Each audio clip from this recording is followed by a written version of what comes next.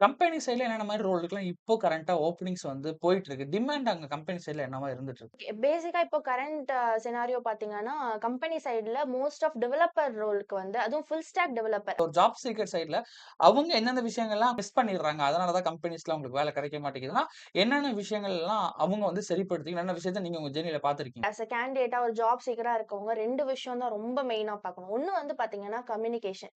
Other தென் பார்த்தீங்க அப்டின்னா, அதாவது ஷார்ட் அண்ட் ஈஸியா வந்து லேர்ன். இனிஷியலா ஸ்டார்ட் பண்றப்போ எம்.என்.சி சைட் போலாமா? இல்ல ஸ்டார்ட் அப் சைட் போலாமா? நீங்க பிரிஃபரபிளா எம்.என்.சி, ஸ்டார்ட் அப் எல்லாத்துலயும் வொர்க் பண்ணியிருப்பீங்க. எதுல வந்து அவங்களோட கரியர் குரோத் இருக்கும்? எந்த மாரி வந்து நான் சஜெஸ்ட் என்ன கேட்டா நான் என்ன சொல்வேன்னா, ஸ்டார்ட் அப்ஸ் பிரிஃபர் பண்ணலாம். ஒரு 1 ஆர் 2 இயர்ஸ் எக்ஸ்பீரியன்ஸ்க்கு ஸ்டார்ட் அப் பிரிஃபர் பண்ணலாம். ஏன்னா ஸோ, இப்ப நெறைய பேர் இப்ப ஜாப் எடுக்கிறதுலயுமே ஒரு கரியர் கேப் இருந்துட்டு இருக்கும். ஒரு நான் ஐடி சைட்ல படிச்சுட்டு இருப்பாங்க. ஸோ, இவங்கலாம் வந்து ஜாப் எடுக்கணும்னா என்ன ஸ்பெசிஃபிக்கா